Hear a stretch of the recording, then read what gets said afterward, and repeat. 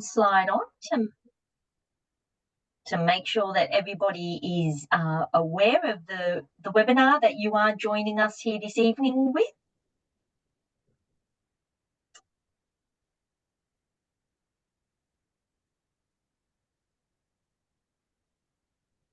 Thank you everybody for attending. Tonight we are at the School Options webinar. So this is a webinar about helping families in this journey of choosing a school for their children.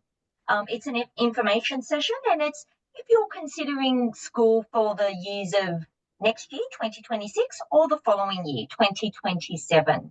So please feel comfortable. I'm going to go through this evening's slides.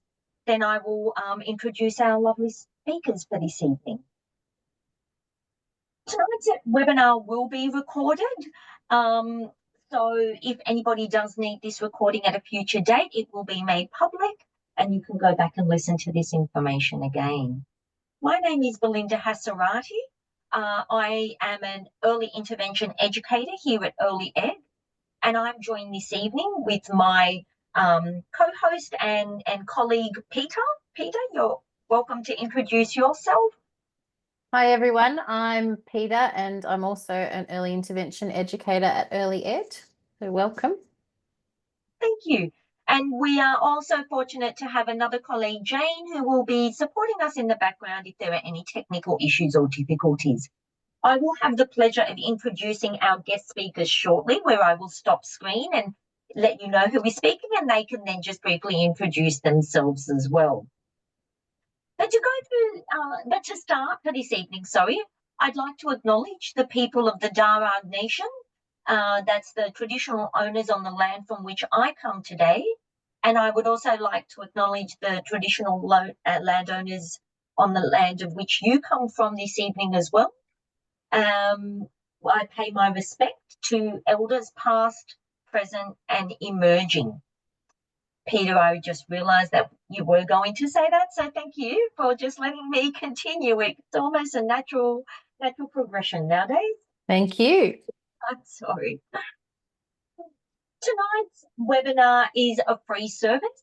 We've been able to provide this for over 10 years in supporting families. It gives families a really strong foundation for finding the right support for their children when selecting a school.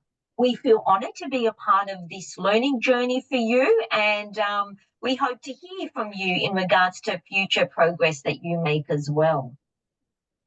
So in terms of housekeeping tonight, like I said, there are some options down the bottom or up the top. It depends on where it sits with your screen.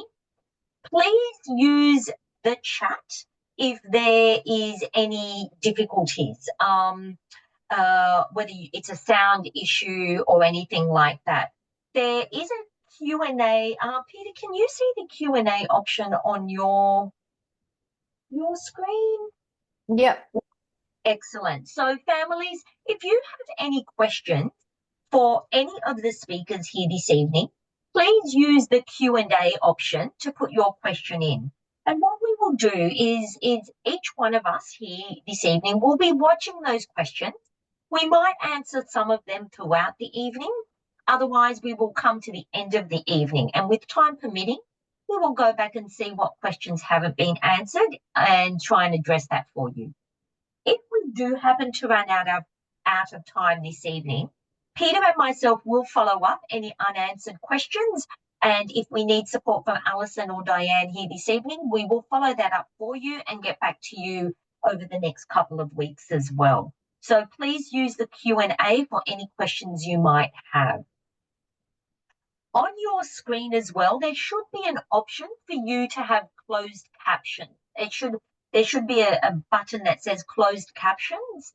So if you want to see what we are saying, you are welcome to turn that on and you will be able to see that on your own screen. I can turn it on, but it doesn't share screen in the presentation. So you will have to do that on your own screen. We will be running a poll this evening. Peter will be doing that shortly. We will also tonight be going through some free resources that are available as well. which will support you on your journey in selecting schools for your children, but also in helping your children be ready for school. So please keep an eye out for that throughout this evening as well. Peter, I might ask you to run the first poll, please, and then we will introduce our guest speakers for this evening. So thank you, Peter. On your screen, you should have poll 1, which is the first question. That's us wanting to know how confident you're currently feeling at the start of the webinar in relation to the school options available for your child. Great, we've got some families who are quite confident. That's great to see. At the moment, most families are not confident and some don't know. We've got some very confident as well. Excellent. So for those of you who are confident, not confident, and not yet sure where you're sitting, I hope that that goes up to the next level for you by the end of this evening. And for those of you who are very confident, I hope this just reiterates what you've already learned on your journey so far. So thank you for that, Peter.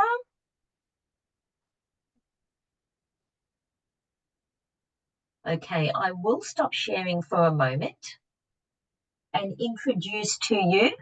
We have two speakers. We have Diane from Australian Independent Schools and we have Alison from Department of Education. Diane, do you want to start by introducing yourself? Yes, certainly. Do you want me to start sharing or? Not yet. We'll go through a few things, but just so participants know who's here with us. Yeah. Oh, hello, everyone. My name's Diane Hook. I'm an education consultant at the Association of Independent Schools. I work in student services, and I'll talk to you a little bit more later on about what we do in our team. Lovely. Thank you, Diane. And Alison? Hi, I'm Alison Bovang. I work as a Learning and Wellbeing Officer with the Department of Education, and we come under the banner of Learning and Wellbeing. I'm based at Macquarie Park, and I support schools in the Beaches network. So we go out to schools to support principals, teachers, students, and families. And like Diane said, I'll talk more about that role and how we support as Team Around a School when I present later. Wonderful. Thank you both for sharing that. I'll go back to the screen.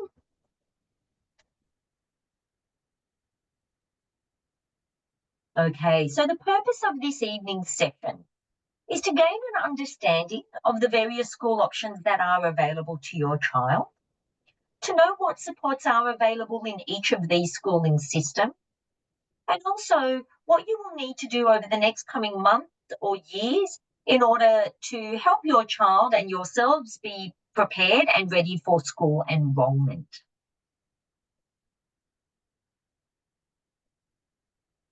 So Peter has launched poll 1 already.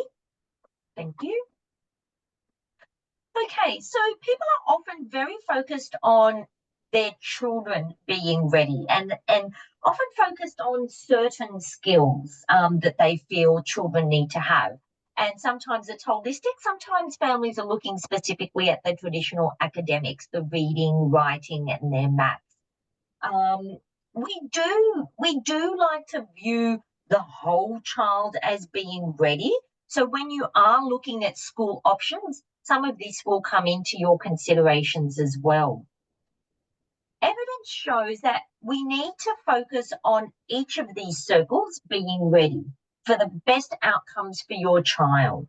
So having the families, the early childhood services, whether that's long daycare, preschool, family daycare, wherever your child attends, community support, so any allied help that might be working with your children, any family that might be supporting you on this journey, any medical people that might be ready on your journey as well, having them ready as well as having the school ready for your child. If everybody in these circles are ready, then we've got the best possible outcomes getting set up in selecting the right school for your child. Partnerships are the best thing that we can do as well.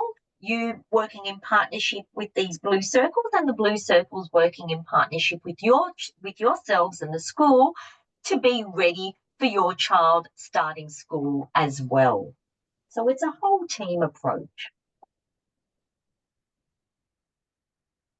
Learning is a lifelong journey, and we really are preparing our children from birth, in the small things right through to the big things that we do throughout their growing lives. This will continue throughout their whole life of learning and growing. It doesn't stop when they start school.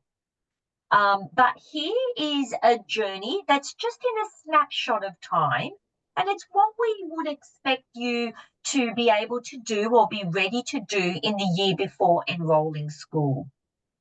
So to start off with, create a team of support for your child.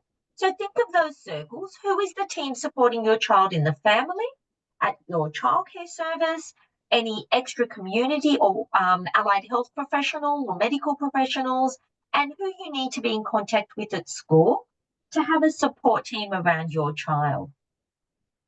Identify the child and family goals. What are your priorities for you as a family and for your child? Know what you want for your child and for yourselves, and that's what you will be working towards as well. Organise those supports and services that you need.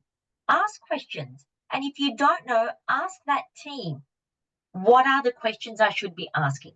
What should I be looking for that will help me choose the best thing for my child? Ask the school, what can I do? What should I be asking you? How do I know that you're the right school for my child and my child is right for your school? If you don't know what to ask that question. What should I be asking? But organise the supports you need in that respect. Gather all your information. Get the bits of advice that are given to you. Get what you've learned along the way and go through that at your own time, in your own pace, so that you know what information you want to hold on to and what you can park to the side. The more time you give yourself for this process, the better. But gather that information. Conduct school visits. Go to the school with your child. Go on your own. Go in the morning, go in the afternoon, go in the midday where there's lots of noise and times where there's quiet. But go have a look at the school and have meetings if need be as well. Ask the school, are there any assessments and reports that they need to help them learn more about your child? The more information we can share, the better. This is a partnership. So without that information, those blue circles can't do their job properly to be ready and to help you and your child be ready in selecting the school. Then you've got the hard part of choosing the school. Families, you are making the best choices you can make at the time with the most information you have at the time. As parents, some of us, not all of us, but some of us will always question the decisions that we make, and that's just going to be how life is. But you are making the best you can at the time. So that's why it's important to have those partnerships. Once you've chosen to the school, get involved in orientation. Go to those days. See how your child blends in with the school, with the teachers, etc. And then organise whatever ongoing support you need after that.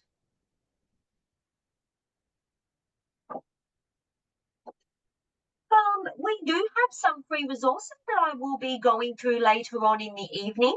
They're through the Department of Ed, Start Strong Pathways, that help fund these resources. And it's different things that are available to help you with your child in terms of your child's development. So we can assist with a range of things at Early Ed, and other Start Strong partners in your areas can do this too. But we can support with your child starting preschool or long daycare or family daycare, or supporting your child in that school readiness process for next year, 2026 or 2027. So the phone number there is on your screen. You can also contact us at Early Ed. The email will be put up in the chat later on throughout the evening to find out more about these programs, and I will go through those slides as well. There's lots of great play activities that you can do in this information that we can give you. There's opportunities to learn through play, and supporting families know how to help their children while at home with low cost or no cost activities as well. So some of those resources are here on your screen. Learn to play, play to learn, and active play, active learning are games, activities, learnings you can incorporate in your child's day while with them at home having fun, and they are for free or they are a low-cost activity that you can do. Learn to play is more inside. Active play is using your natural outdoor environments as a playful learning experience for you and your child. We do have online interactive story time that runs every Thursday at 10 a.m. That's run by Seta. It goes for roughly 20 minutes to 30 minutes. You are welcome to register for these weekly services, the weekly online story time. They're very interactive, very engaging. It's a story, it's singing. There's also activities that you can do as well. We have Target Word, which is a Hanen program, and families who are eligible, there is an eligibility criteria for children under the age of 5. Families who are eligible can attend this program, which runs over, I think, 6 weeks. It's a combination of one-to-one sessions at the start and finish, as well as family group sessions in between to help your children be better communicators. So if you want more information, if your child is a slow communicator under the age of 5, you can ask those questions at Early Ed as well. This is a free service that we can run through Start From. It's traditionally quite thousands of dollars. It's quite an expensive and extensive program. So please feel free to ask about that if you have questions. 5 minutes. Thank you, Peter. Ready to Learn Through Storytime is individual one-to-one support that Early Ed can provide to you and to your child. It's a one-to-one session. There's up to 3 sessions.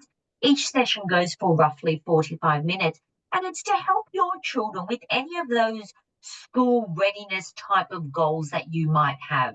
So whether it's questions around focus and attention, following instructions, participating in group time, wanting to build their experience and their interest in literacy or skills, or just books in general as well. Ready to Learn Through Storytime is a one-to-one opportunity where we can help you with that as well. Our toy library. Our toy library is based north. However, it does have an online service. So if you can't go there personally, you may be able to borrow some things online. Feel free to look at our Cubby House toy library as well. My Time, that's a supportive playgroup for parents with children and disabilities.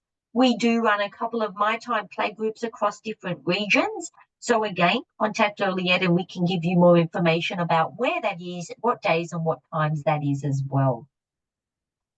We don't currently have pop-in sessions, but they're information sessions that we do run throughout the year about various topics parents have told us they'd like to hear about as well. For Early Ed, our Ready to Learn page has a number of written and video tips. So there's handouts. There's also short videos, which go from 30 seconds to 2 minutes. They are tips that have been put together by parents, community workers, kindergarten teachers as well, about what you can do at home to support your child be ready for school. And those resources, the written and the video resources, are in multiple languages as well, not just in English. So please, if you want to help your child get ready for school, or if you know friends who are just trying to get their children ready for school, access this page for multiple bilingual resources. And there are some links. Peter, I don't know if it's possible for you to paste those links in the chat. That would be wonderful. Thank you. The first link is how you can access Start Strong Pathways, which are those free resources and other Start Strong partners that might be available to help you with that. And the Raising Children Network is a wonderful website with a wealth of information. I will now go to our guest speakers, and they have introduced themselves. We've got Diane from Association of Independent Schools, and we've got Alison from the Department of Education. But before our lovely speakers speak this evening, we are going to have a family perspective on the involvement people had in selecting school and the journey that they took. Peter, if you would like to introduce this, that would be wonderful. Sure. Thank So, thanks, Belinda. We reached out to some of our families who have children already in school, just to give us a little bit of perspective and a family voice on choosing a school for their child. Unfortunately, our speaker wasn't available to come and do the presentation live, but we have prepared some questions and have the answers, which I'll read from them. One family is a family of a child who has a disability, who is enrolled in a mainstream class in a mainstream school. And the other family is a family with 3 children, 2 of whom are in Catholic education, and 1 child who has a disability, and he's enrolled in a school for specific purposes through Department of Education. So I'm going to give you their responses to these questions. We also have a student's perspective, which is up on the screen. We asked Tom what he would feel is important for families to know. So you can have a read of that while we're having a bit of a talk, or take a photo of it if you want. But I think it's really important to have that perspective and that child's voice in there too. So did you want to ask the questions, Belinda? Do you have them? Yeah, sure, I'm ready. So the first question that we asked the families was, what did you prioritise when selecting a school? Yeah, so our first family responded with, we didn't have a lot of options, but the Department of Education school was the best choice for our family because of the support available, especially access to a teacher's aide. What stood out most was how seriously the school took our child's reports. They read the information really carefully, gave feedback, and reassured us with a solid plan and a well-supported transition. I could really tell that they made an effort to understand his condition and his daily needs. The school had around 600 students, but they had experience supporting children with diverse needs. They had ramps and a lift already in place, and their communication was excellent. We had meetings, check-ins, and a strong sense of welcome from the whole team. Most importantly, the plan we created together wasn't just paperwork, it was followed by all staff consistently. And our second family responded to that question that I think the most important consideration is whether the school is able to accommodate the needs of my child. Every child has unique needs and parents know them best. That's why I will look at whether there are students with similar support needs currently enrolled at the school and whether teachers have the experience to support these children. Important questions to ask are, what are the policies, procedures, facilities, resources, etc. available at the school to keep this child safe and calm, and then learning can happen when the child's needs are met. Great. Thank you, Peter.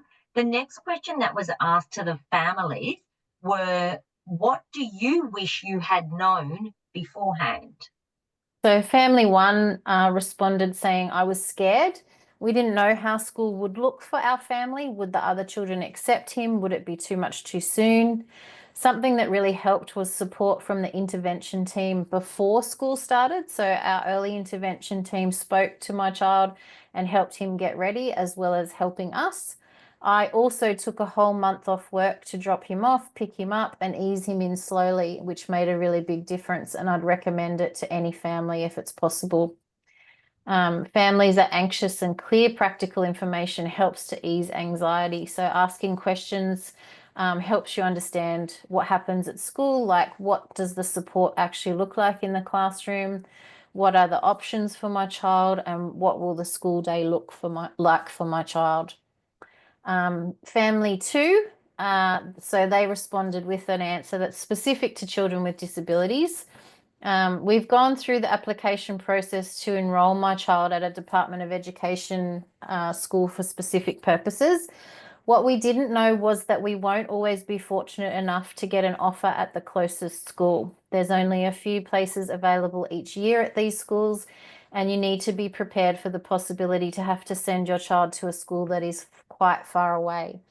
Unfortunately, we don't get to choose which school, and it is up to the decision by a panel at a regional office. In our case, we didn't get an offer until mid-November. So just keep that in mind and make sure that you have a plan B and or C ready if you need it. And I think from me, Alison will touch on this question or this response later in her presentation too. Yeah. Plan A and Plan B is always important for any child and any family. I think that's a really good tip as well. Yeah. Yeah, thank you. So the next question that we asked our families was, how did the school partner with you to support your child's needs? Yeah, so family 1 said the school was truly collaborative. We had regular meetings and they made time to speak with our pediatrician and therapists. We even planned for the possibility of therapists visiting the classroom, and because we brought that up early, the school was open to the idea. They worked hard to make sure the support wasn't disruptive but still effective. We kept them informed and they did the same. I check in with the teacher to see how he's going. I always felt like I was part of the decision-making process, not just being informed after the fact. That sense of partnership made a big difference. And I just want to make note too, these families obviously have children with disabilities, but I think a lot of the information is relevant to all children as well. So just keep that in mind. Family 2 said, again, this is specific to Department of Education SSP, or Schools for Specific Purposes. We had an interview with the principal after we accepted the offer to talk about every aspect of our child's support needs in detail. We have also prepared a document listing all his likes, dislikes, challenges, what works, etc. for the teachers, in case we missed anything in the interview. The school has provided us with a social story which we showed our child over the summer holidays. They've also provided photos of his teachers and classmates so he can get familiar with everyone's face, so that even on the first day of school, nothing's completely surprising to him. We also had a staggered start for the first week. It was only 1.5 hours, and then second week it was 3 hours, and so on and so forth until he could attend full school day in week 5 or 6. So not every child needs to go so slow, but that's what worked for us, and the school was accommodating for that. Early on in term 1, there was a parent information night where we got an opportunity to tour the classroom and look at a presentation about what they were learning and what's happening in their class on a daily basis. And we got to meet the parents of our child's classmates at that parent information night. In the middle of term, we also had a one-on-one interview with the teacher to talk about our child's individual learning plan. And towards the end of the term, there was also a whole school assembly and parents' morning tea, and these all help parents to foster a sense of belonging in the school community. That's great. And again, the relevance of that information across the board, especially the social stories, the photos if possible, the parent nights of meeting classmates and knowing your school community. That's a contributing factor as well. So that's great. Yeah. The next question we asked was, what advice would you give another parent? Yeah, so parent 1 said, no matter what school you choose, trust the system and the teachers. I was very scared at first, worried about how he'd cope, but I learnt that teachers are professionals. They care deeply and want your child to succeed. Ask the questions that matter to your child. Don't be afraid to speak up, visit the school, and take the time to build the relationship. If you can be present during the early weeks, even better. and trust your instincts, but also trust that there are people in the system who will walk alongside you. You're not alone. And family 2 said, talk to your child's preschool or childcare educators, therapists, fellow mums and dads. If you are considering a school, go on their social media. A lot of schools have Instagram and Facebook, and you can actually see photos of what's happening. I would also encourage parents to read current and past school newsletters, which are available on the school websites. This is really helpful in getting to know the nitty-gritty of the school and the vibe of the school leadership and parent community. And she said, good luck to all parents. Oh, that's really lovely. And what a good idea using social media and the newsletter. That's a great idea. Yeah, it's a great tip. And you can see the similarities between them. They both sort of, in different ways said similar things. So which was also through this student's perspective as well. Yeah. So, Peter, thank you for organising the student and the parents' My pleasure. perspectives to share with our participants here this evening. So I'm going to stop sharing now, and I am going to pass on to Diane, who can share screen and start with her presentation. Thank you, Diane. Great.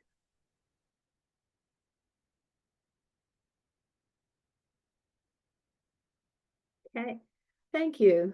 Thanks, Belinda, and thanks, Peter. There were some great tips in there, I think, for families. Hello, everyone, and welcome again.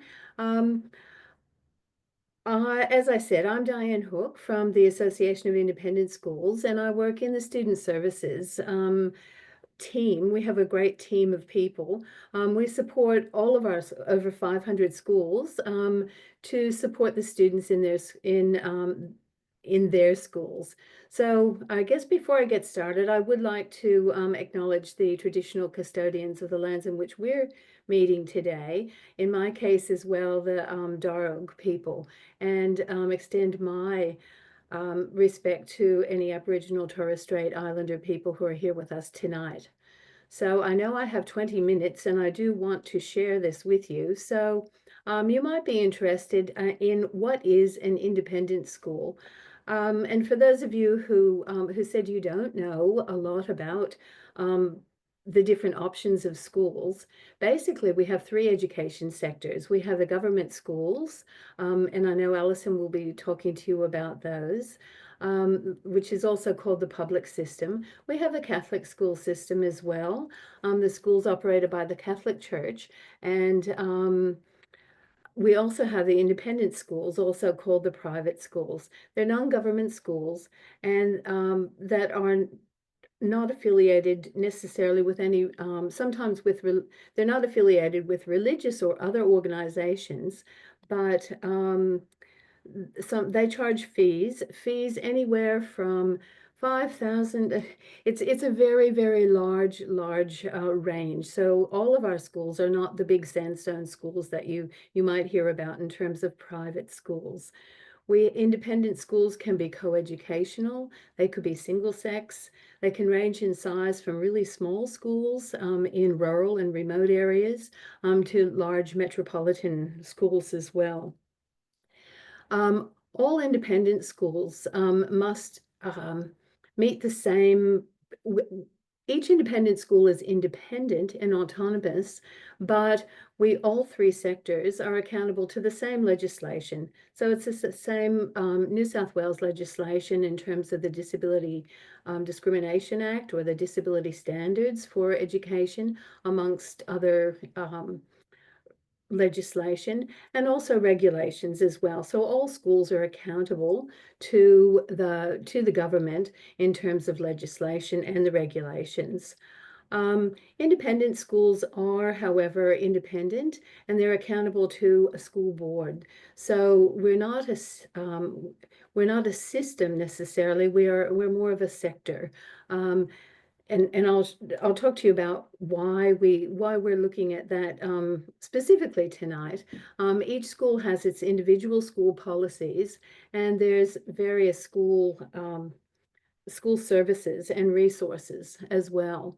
So if you're looking for an independent school in your particular region, you can go to our website and you can see the website there, the address. At the bottom of the page, there's a schools locator. So you might be able to find, you could search for a school, whether it's if you're looking for a single-sex school or preschool, primary, secondary, if you're looking for a particular religion as well, of affiliation, all the school names will show up there, and you'll get a bit of an indication where the school is in your particular area. So you would, if you want to go, if you're looking at an independent school, you'll go directly to the school and speak to the principal. I think we'll talk about that in a moment. But our AIS New South Wales, it's a peak body, as I said. We provide guidance and support to member schools, and our team specifically looks at collaborative planning, making adjustments in the classroom. We support schools to make adjustments. We provide behavior support, maybe well-being and mental health as well. It can be support in terms of professional learning or school-based consultancies as well.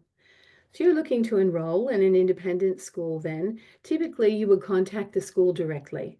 Okay, you'd request an enrollment package or maybe arrange a visit to the school, complete the application form, and then provide any required supporting documentation. You might attend an interview with the school's enrollment staff or the principal, and it's an opportunity for the school to get to know you and for you to get to know the school as well. And all those great tips that were offered earlier were terrific tips for building those relationships. And as we know, everything starts with relationship.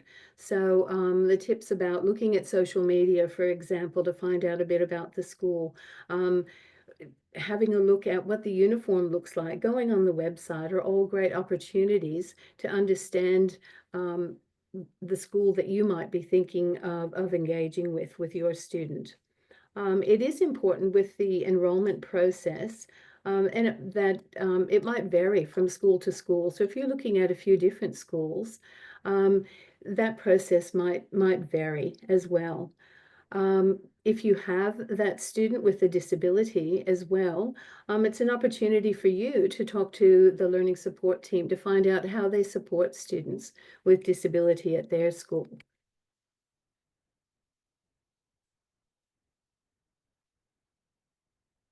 So definitely sharing information is most important, as was said before.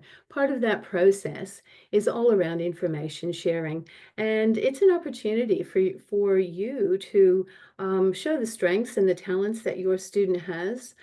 So be proactive, meet with the school early in the piece.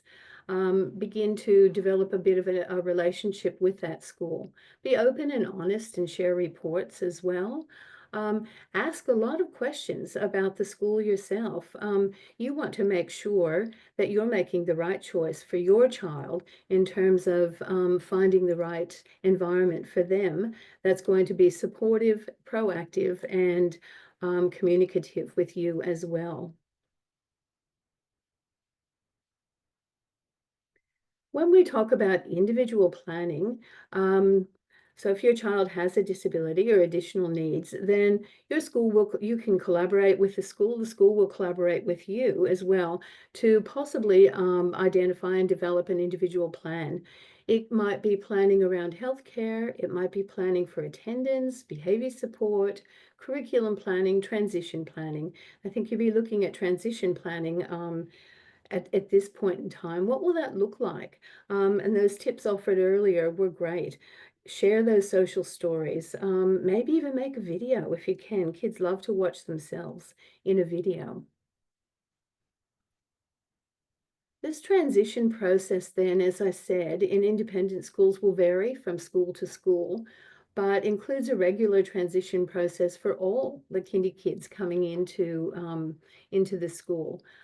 You might have additional visits and time to enable you to get to know the staff a little bit more intimately, and for the staff to understand your child and develop those deeper relationships that help them to feel safe and secure.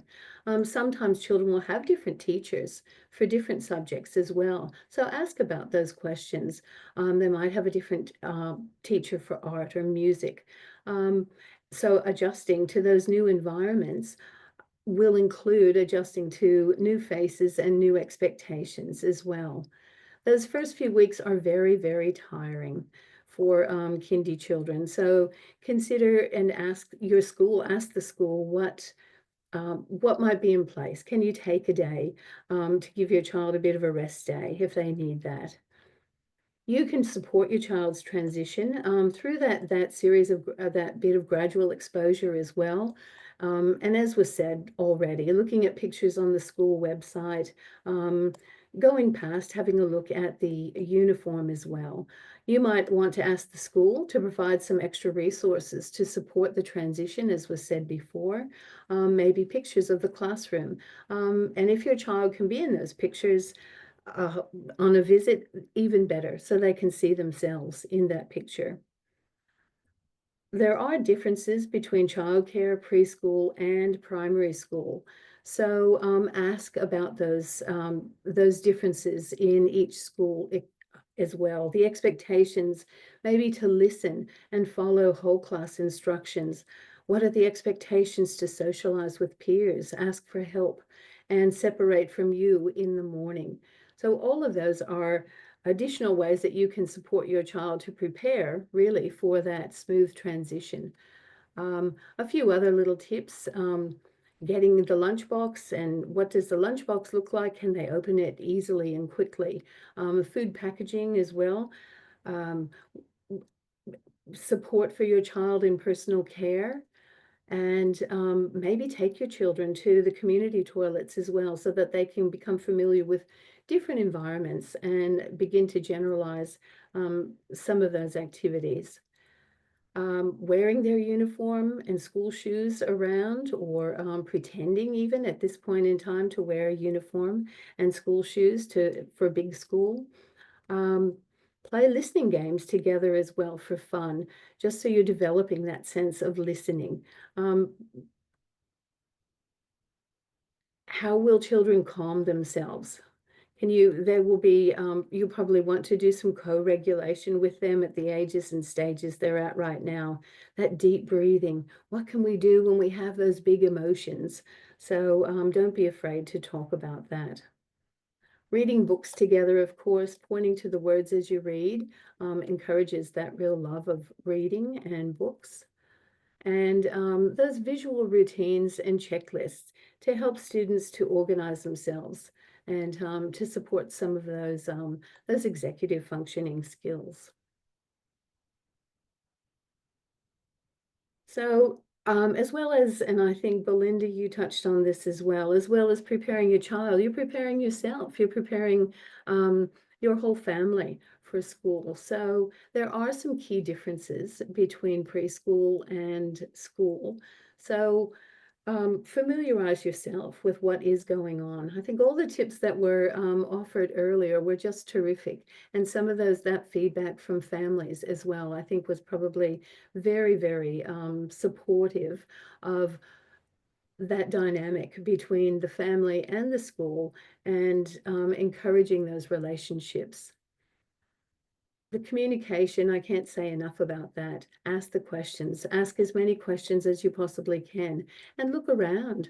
Look around. You may find that you might look at a few different environments. And as was said before, look at maybe a plan A and a plan B, so that you don't get your hopes and expectations up if plan A doesn't work. You'll be just as happy with plan B as well. And it might even turn out to be the better plan at the end of the day. So just to recap, if you're looking at independent schools, ensure you go to the school itself and engage with the registrar, with the principal, ask for that enrollment package, and ask lots of questions, ask for tours, and make the decision for your child and based on what your child wants and needs and expects from school, and what their strengths and talents are, because you have the choice as parents. You know your children better than anybody does. Just a few little extra tips and places where you might go for support.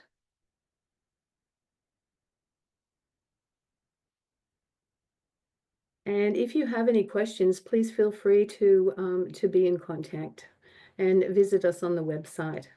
So thank you, everyone.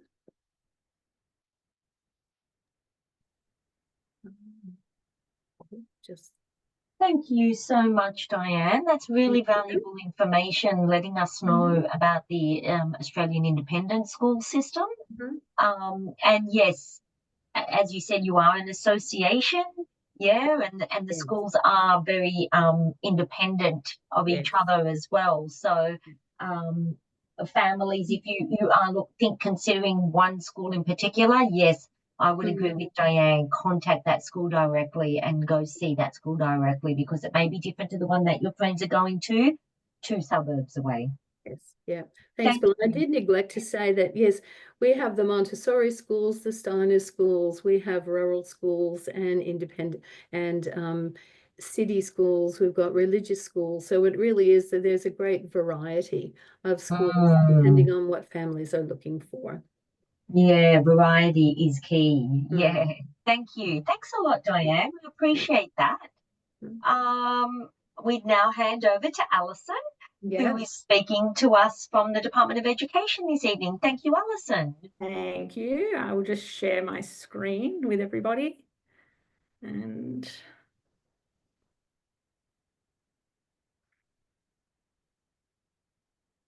there we go. Thanks, Belinda. And just before I start, I'm sure I'm going to touch on a few things that Diane spoke about and Belinda and Peter when they've presented tonight. So there might be a little bit of a double up with some information. So as I said in the beginning, I'm Alison Bovang. I work as a Learning and Wellbeing Officer with the Department of Education. I've worked with the Department of Education for 30 years across a variety of school contexts. Across New South Wales, from city schools to rural and remote schools, where I've worked with students with disabilities, additional needs in mainstream settings. So tonight I'm just going to go through what that might look like for your student, what the process might look like to access additional resources within schools within the Department of Education. So I'd like to start tonight by recognising the ongoing custodians of the land and waterways where we work and live. I pay respect to elders past and present as ongoing teachers of knowledge, songlines and stories. I strive to ensure every Aboriginal and Torres Strait Islander learner in New South Wales achieves their potential through education. So like Diane had shown you earlier with the independent sector, we have a New South Wales Public School Finder. So you need to seek enrolment at your local school, and to find your local school, please use the School Finder website.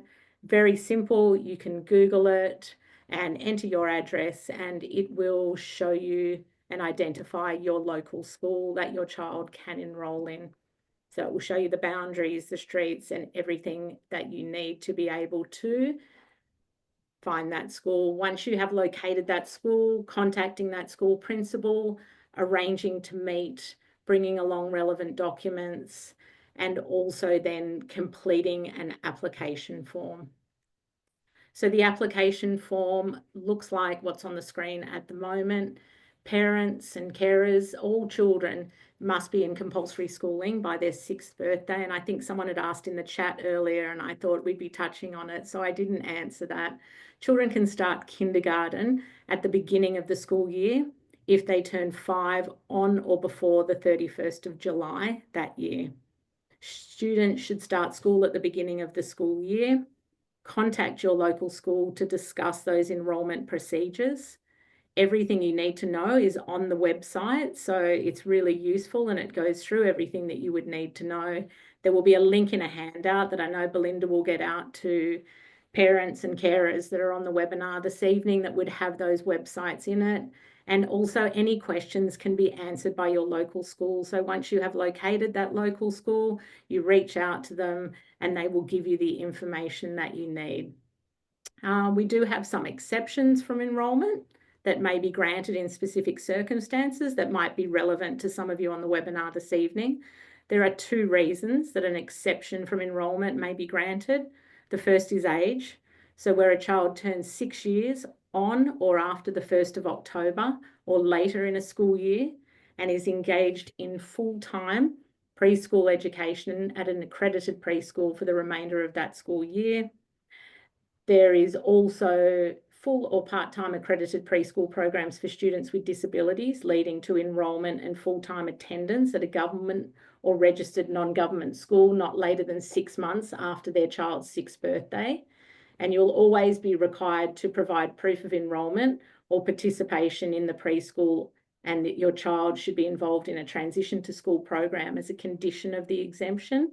And the second reason that you would be granted an exemption would be to do with health, learning, or the social needs or disability of a child necessitating the continuation of an individual program supported by medical specialists not longer than 6 months after your child's 6th birthday. So they're just some reasons why your child might be exempt from starting school. Also, the principal, when you reach out to your local school, and this was like Diane said, they might ask for behaviour plans, they might ask for healthcare plans, emergency response plans, and adjustments that have been made to your child's learning in programs previous, such as in a preschool setting. So, and if you weren't sure on what any of those plans might look like, the schools, and I know from working in them, would go through what that would look like to support you in getting all of that paperwork and documents ready.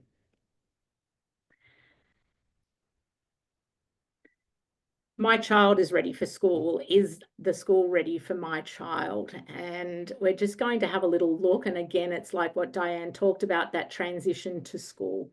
So this document that's up on the screen at the moment is not compulsory for private preschools and daycare centres, but many use it to provide information to schools to have that smooth transition between that early years preschool setting and school.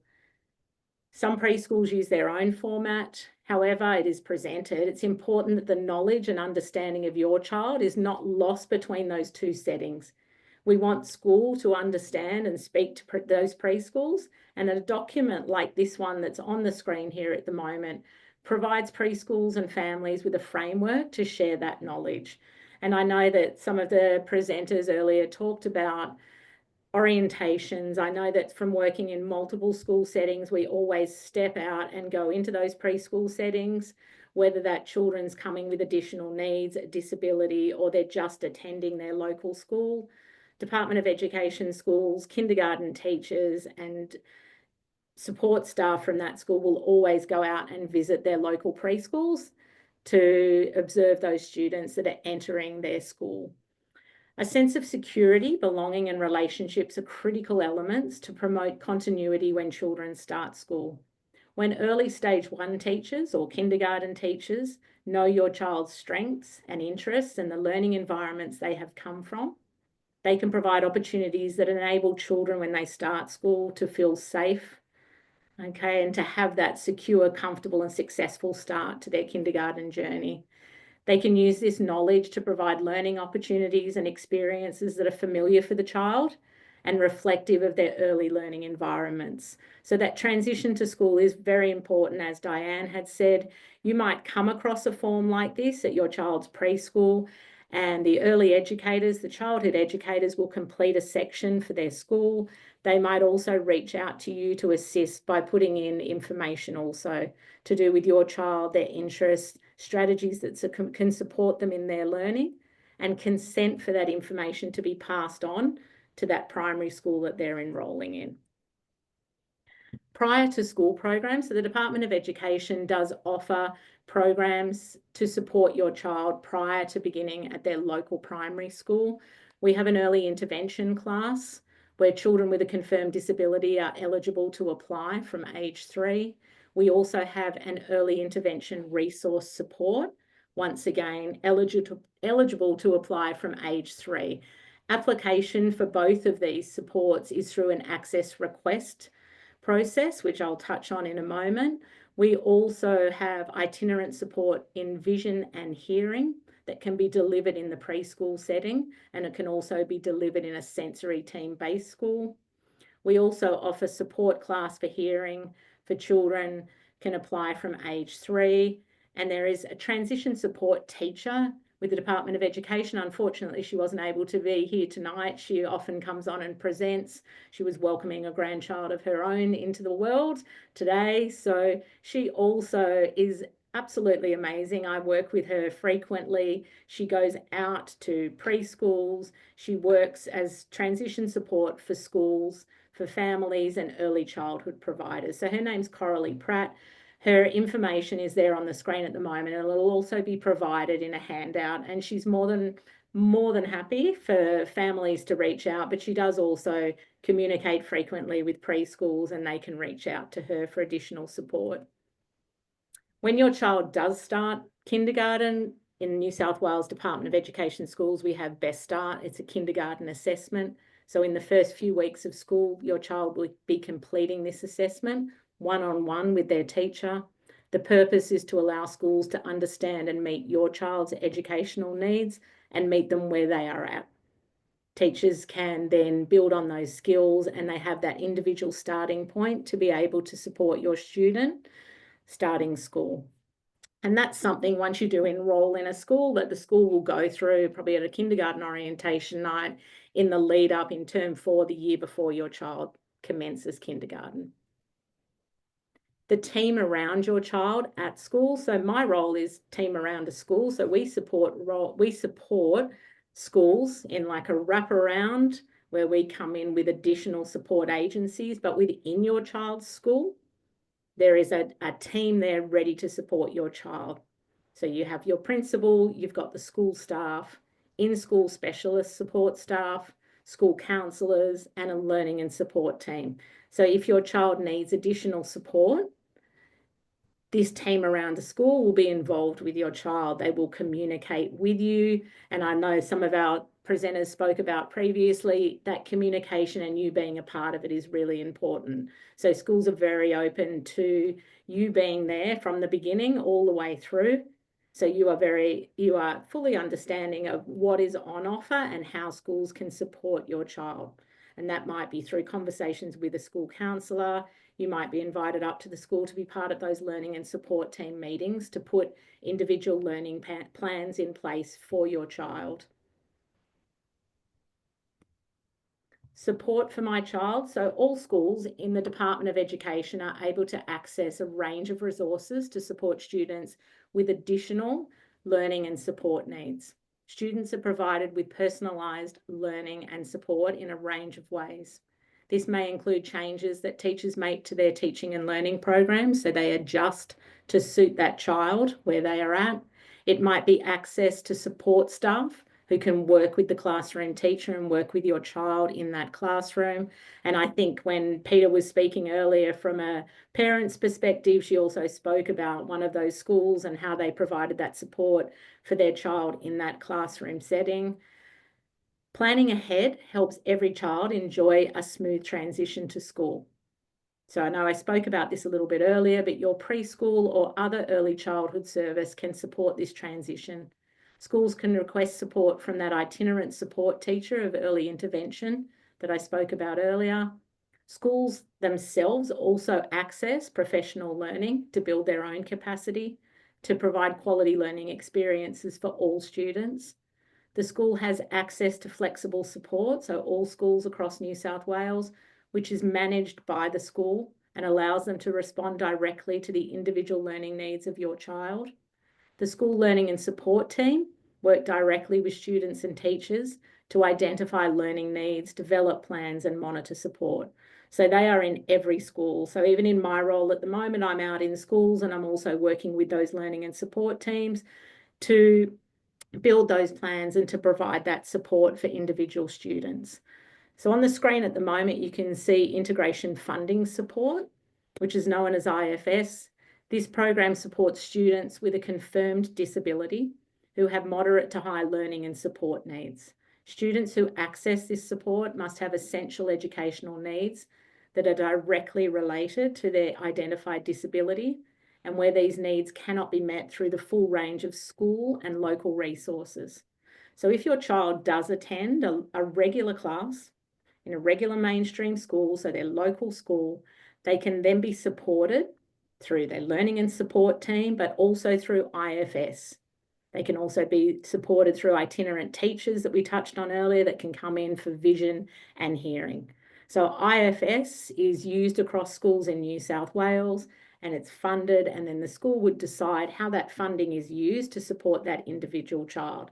So it might be used by having an additional learning and an additional support teacher in the classroom to support that student to meet their educational needs. School counsellors are also key members of schools' learning and support teams. They work in consultation with the school, but they will also work in consultation with you. They can also have conversations with your external providers that are working with your child, whether that be a psychologist, speech pathologist, OT, and then everyone is working together to provide that support through that team around a school there to help you. If your child does have additional needs, really the most important thing tonight is to think about making that appointment with your local school. Reach out to that principal to discuss your child's needs as soon as possible. Take with you all of those recent medical, therapeutic assessments, visa documents, whatever you have. Even if you're not sure of something, reach out and ask. Do this as soon as possible so that the school can provide support for your child.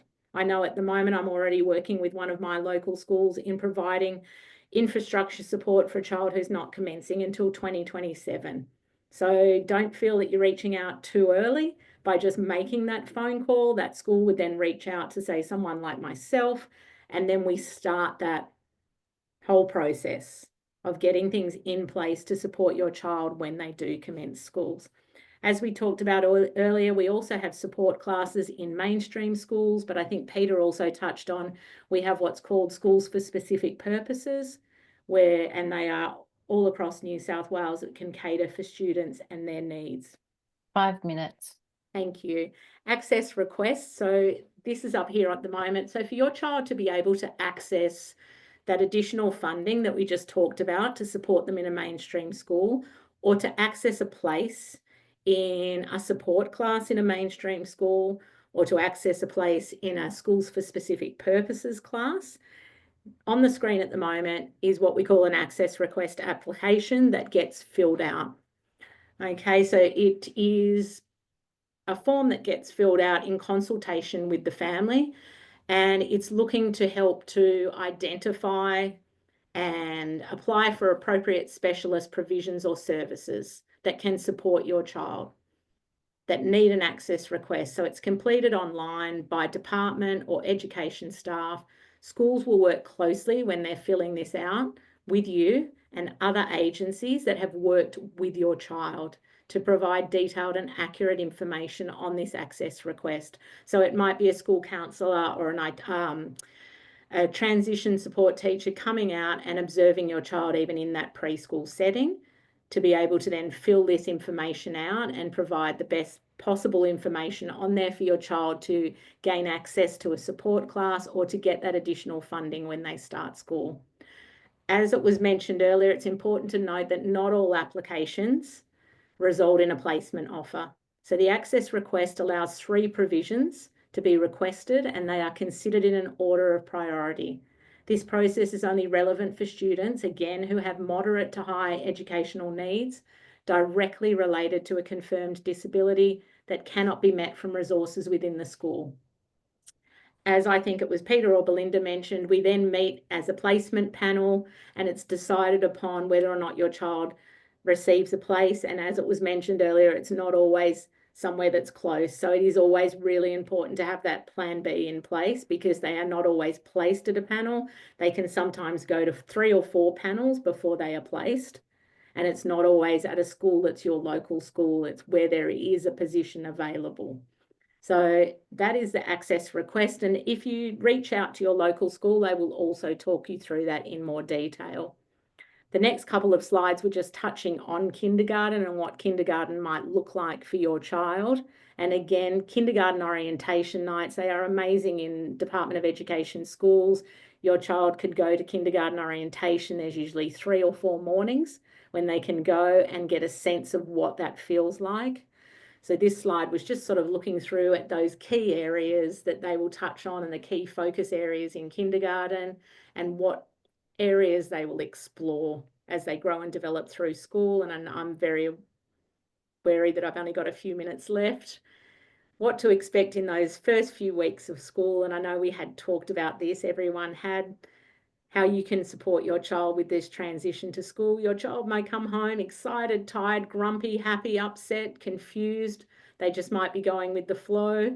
Clearing that calendar for those first few weeks, if you can, is amazing. Provide opportunities for downtime and fun activities because it is huge. It is a big start to the year.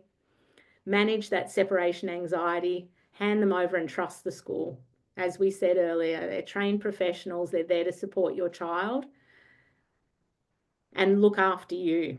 Okay, so while it's a very exciting time and it's a big time for your child that's starting school for many parents, we want to acknowledge you, but we also realize it's a very emotional time for you as well.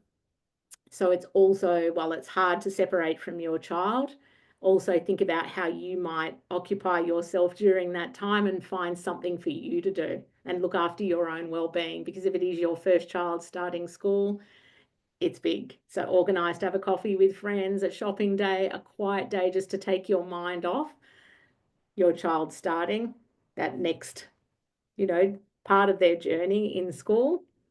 Any questions, please reach out. And I know we'll be putting out a handout with information from the Department of Education, in particular, what we offer to support your child, whether it be they're just starting kindergarten in that mainstream setting, whether we're supporting a child with additional needs or a disability in the mainstream setting.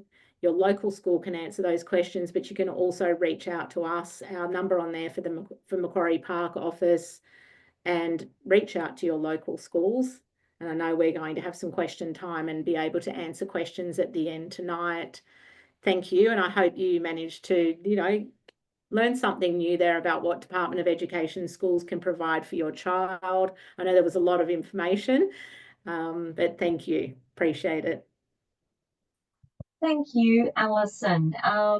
Both Diane and Alison have been able to offer or present the number of options that are available to your child. And both of you made very good points about trusting that the teachers that are in the systems know that your child is part of a group of children. And yes, individually your child is very important, but learning is also social. So they are part of a group. Not only are you looking at options as a schools, but yes, you're thinking in the classroom, how the child will cope in that classroom with that dynamic, as well as in the playground with that dynamic. So look at both sides and consider both of these things when you're talking to teachers and schools as well. And yes, look after you because you are a big part of this journey. So we do have quite a few questions that we're going to be able to answer now as a panel. There are just a few things that we do need to finish off for this evening. I will go back to the presentation. Put that in slide mode. And just to summarise this evening, there are 3 school systems: the Department of Education, Catholic schools, and the Association of Independent Schools. Each system has its own enrolment procedure, and you should contact the school directly that you are most interested in, one or a few of them, depending on what you're interested in, to begin the process. Where you send your child is your choice, and when making this decision, you should consider what is right for your child and for you as a family. So they're just some key points for you to take away. We do have another webinar coming up later on in the year, and it's being school ready. So what to consider when your child is starting school, how can you support them be school ready? So being ready to learn at school, And again, you'll be hearing from different school representatives and hopefully again from some families about their journey on getting their child ready for school. And that will be available for typically developing children as well as children with developmental concerns or disabilities, delays. It will be for all abilities. So stay tuned for that. And you can always email Early Ed if you want further information. Peter, if you could kindly run the second poll before we go to our question and answer. And what we'd like to do now is see the difference in how you felt at the start of the webinar as opposed to how you're feeling now. There are 2 questions, so please make sure you answer both questions.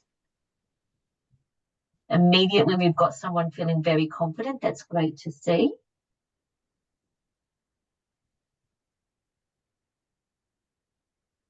Thank you, everybody, for answering. It really helps know if we are targeting our webinars to your needs and giving you the information that you do need. Got an increase in confidence and an increase in very confident. Still got some not confident and don't know yet.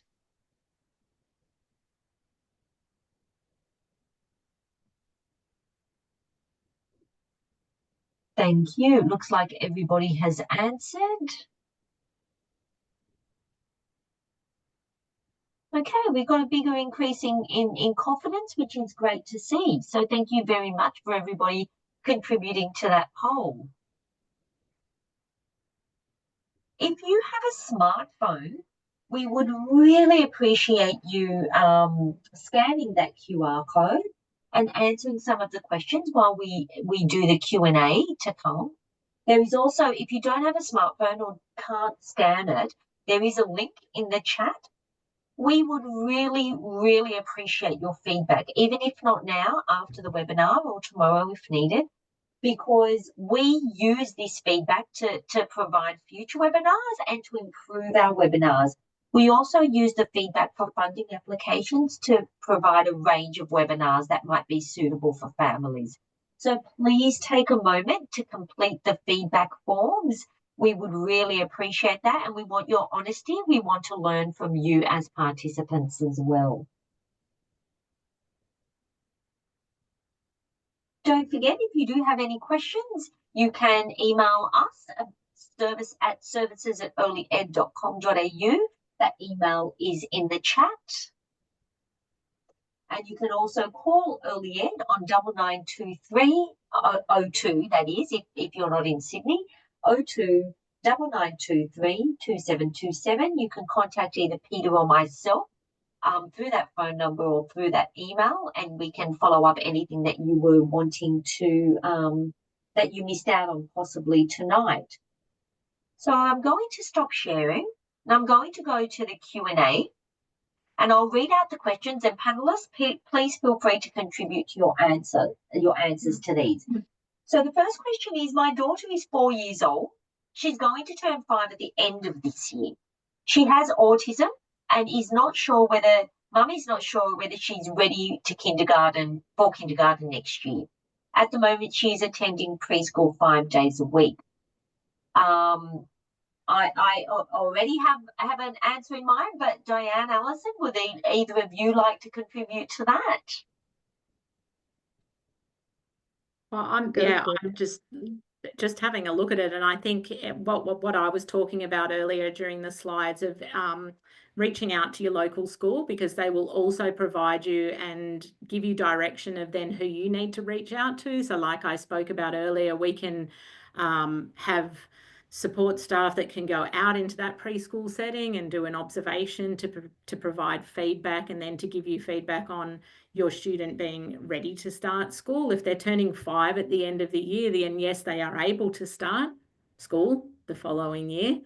So age-wise, they're fine. And then it's also reaching out to your local school for them to let you know of those other support classes that are available and how they would be able to support your child and with their autism and their disability if you chose to commence school that following year. But I think, yeah, I'm sure Diane's got other things to add there also. I think, yes, I think it's a matter of maybe being guided too by some of your external professionals. If you have Yeah. a pediatrician or a therapist you're working with, they might be able to provide some extra ideas and recommendations for you as well. Yeah, I was thinking the same thing, getting the feedback Mm. from your existing team. So the Mm. preschool and getting the preschool to tell you how your child copes in a learning social setting, because that's the closest thing to school. And also asking your therapists and the school if that partnership can continue when your child starts school. So if you have an OT or a speech or a special educator that's currently supporting your child, can that partnership continue when your child is at school? Because that means you're building the teacher's capacity based on your child as well. And not only will it help your child, chances are it will help a lot of other children. And I can see Peter has answered there as well. So thank you for that. The next question is, how early do we need to enroll our kids to primary school and high school for both the public school and independent school system? So how early do we need to enroll our children, please? I'm happy to talk to the public system first. I mean, most people reach out to their school the year before their child starts. So for instance, in kindergarten, those orientation sessions will be happening in term 4. You would have reached out to your local school. You would have used that school finder to find your local school. You would have filled out the enrolment package that needs to be filled out, because it really is that year before. I mean, you can enroll in that beginning of the school year. You can enroll throughout the year if you've moved to an area, but to access all of those resources that are available in the lead up to school to help your child to transition into school, you would be looking at reaching out to that school in that sort of term 3, term 4, sort of September. I mean, it could be earlier, but usually families will reach out in those months leading up to Christmas of the year before to be able to access all of those opportunities that are available for their child. Alison, can I ask you, just before we move on to Diane's response, for families who are wanting to use the access request for early intervention, so that year before school, should they be applying for that access request 2 years before their intended year? Yeah, exactly. Yeah, so that access request that we showed up on the screen, that form, could be that year, like Belinda just said, the year before. So we've got students at the moment, we've just been to panel. So we have students at the moment that went to panel last year with an access request, and their children are this year receiving 12 months of that early intervention in that setting in the lead up to going into school. We've also got children accessing that now. So they're in a preschool setting, but they are currently going through that access request process, and they might gain a place to have 6 months in that setting. So yes, Belinda, that year before. So it's reaching out a year before. So beyond 12 months before their child would be starting to access those early intervention programs that are available through the department. Great. Thank you. Sorry, Diane, over to you. No, Thank you, Alison. that would be similar, really, for independent schools. Some independent schools have a prep program as well, sort of similar to an early intervention program, but that you would need to find out, you'd need to visit those schools. I did think, though, often in February, March is a good time to have a look at, there's a lot of open days that schools offer as well. So you can go along to those open days and find out a bit more about the school. And you can go to a variety of those, a selection of those, to help you make your choice as well. Thank you. Thank you, Diane. And thank you, Peter, for capturing that. I can see you busily typing. The next question is, what happens if you don't feel the local school is appropriate for your child? So I'm imagining that might be a bit more flexible for independent school. Definitely, I would think. Okay, but Alison, I'll let you start. So as at the beginning, when we looked at that local school finder, your child has a local school that they will automatically can go and enroll in. If you don't feel that that setting is appropriate for your child, you can apply and to an out of area school. However, it all just comes down to places that are available. So I could probably provide that on the handout actually. So it's a website that you would go to. It has a form that you would fill out. So an out of area enrollment form, different to the enrollment form that you would be filling out for your local school. You would put in that information as to why you feel that that school that you're applying to fits your child. It might be for wellbeing purposes, whatever that is that suits your individual child. It then comes down to the discretion of the principal and the school. So it really comes down to places that are available in a specific year. So, you know, you might reach out to a school that has availability in year 2, but they might have no availability in year 4 or year 5. So by all means, in the department setting, you can reach out to any school to apply to enroll there, but it does come down to space, availability. There's a lot of factors, but certainly if you don't feel like your local school is the right setting, have a look. Like we said earlier, go on those websites, have a look at the Facebook pages, go and do a school tour. Like Diane just said, they're running like school tours in most department primary schools are running throughout the year, once a month on a Thursday morning, whatever that might look like, and get a feel for some other school settings. It's a good question. And you can actually reach out and apply. And like we said earlier, you don't know. And someone said earlier that plan B might just be the right fit. So yeah, definitely. Thank you, Alison. Diane, did you want to add to that, or that covers? I think that covers everything. Thanks. Okay, wonderful. Thank you.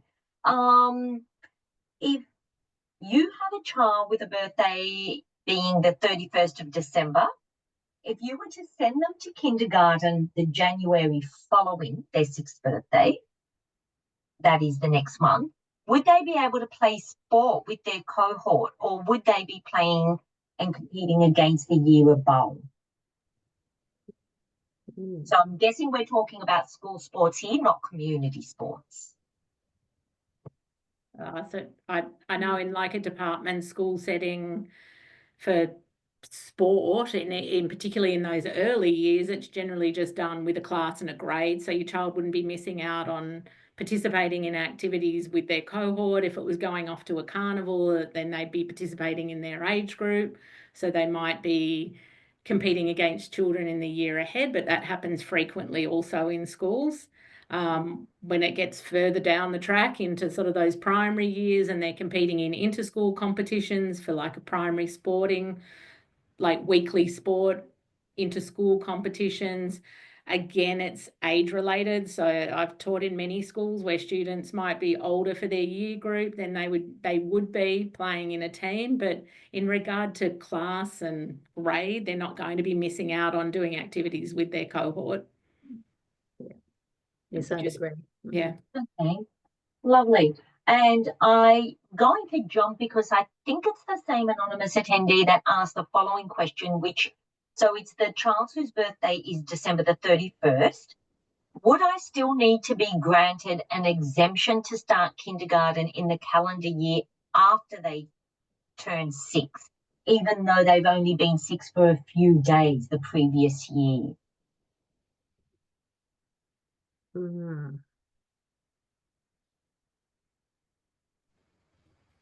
Oh, did you want to go, Diane, or did you? No, I'll let you go on that. Okay. They're probably more au fait with the regulations. No, I just like they're able to regulation team who would be on top of that. Yeah. Okay. Thanks, Diane. Student commencing kindergarten who's already 6 starting the school year, that's fine. There's not an exemption needed there. Okay, great. They're commencing kindergarten, they've already turned 6. That's fine. It's just for students need to have turned 5 by the 31st that we talked about in the slide. But if they're starting the year, that's not an issue. Yeah. And that's in New South Wales, correct? It's different, I believe, in some other states. Like every state is different. Yeah. Wouldn't it be lovely if the whole entire country came under one umbrella? It would make life easy, but no. Yeah, so that's just important to note too. We are speaking from New South Wales. So thank you, Alison. Thank you, Diane. I believe we answered the next question, which was when did the public school start accommodating requests for support classes? So generally the year before, but if you were looking for early intervention, it would be 2 years before Definitely. intending to That's start it. school. Yeah. Yeah. Public does not do tour. How can I know more about the public school? So I'm guessing Ruby's asked this question. I'm guessing they may have had a local school that didn't do a tour. Maybe. There's not many now that don't, but I know a lot of schools do run them regularly. Some schools run them a couple of times a year. So it really depends on the school themselves as to how that looks. But you can reach out to a school and you can request and they will make time to show you around. So even if they're not running one, by all means, reach out to your local school. Tell them you're interested about enrolling and how you can come up to have a look around and to get a feel for the school for your child. Thank you. Thank you, Alison. For you, Diane, Naharika, I'm sorry if I pronounced that incorrectly, has asked, what is a prep school? A prep school it's school for basically late 4-5-year-olds. A lot of our schools have a prep school, so they're not actually starting kindergarten. It's a bit like early ed. And it will depend, not every school of the, not all of our independent schools have a prep school, but some of the larger, say Anglican schools will have a prep school, and you can find those on our schools locator as well. But it's for younger children, and it's a way of starting school early, but it's run like a preschool. Thank you, Diane. Ruby has asked, we're planning to move to another area later this year, and this is a good question, so they may not go to childcare. Can the parents submit a transition to school statement? I imagine the parent can present a portfolio. That I was about to say something similar, Yeah, Belinda. great. Yeah. No, I agree. So just with what you're saying, it's they could put something together themselves. Yeah, and that transition to school statement is accessible online, and Yeah, you it can is. download it as a PDF. Yeah, So you can. there wouldn't be any, I imagine there would not be an objection to a parent using those questions or completing that Oh, form definitely. And in the filling form of out the parent portfolio. section, taking that Yeah, in just so a school has a better understanding of their child. I mean, it's being proactive, it's sharing information so that their child has a smooth transition. So how that lovely. looks, like we said during that slideshow, it can look very different. Preschools choose to, they might have a format all of their own. So it could be a family just putting together something of their own to then. Yeah, thank you. Next question. My son is 5 years old at preschool and starting primary school, public school in regional area next year, 2026. We and his therapist are unsure whether he will be able to go to mainstream classes with support or to a support class. How is this decision made? Is that through the assessors that can they go to the preschool? Are these assessors available in all areas? So Alison, you might want to talk there about whether the family chooses to do an access request and how the panel touching base on that.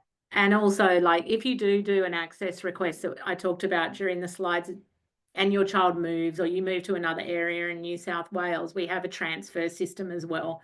So if, for instance, and this is very general, your child was already in a support setting and you moved to a regional area or to another part of Sydney, then those panels then look to transfer your child into a setting that is similar if there is a place, and they will allocate those provisions for your child. So that's sort of answering that, but also reaching out to your local school again or to where you're going, and that school can reach out to, like, for instance, like as a learning and wellbeing officers all throughout New South Wales at all regional and local offices, there's a learning and wellbeing team that oversee that panel process and liaise with schools on access requests. So it would be, if you knew the regional area that you're moving to, reach out to that school, ask for the details of your learning and wellbeing officer that works with that school, and then making a call to them. And that, like we showed at the end of my slides, the Macquarie Park office, they would give you details of who to ring,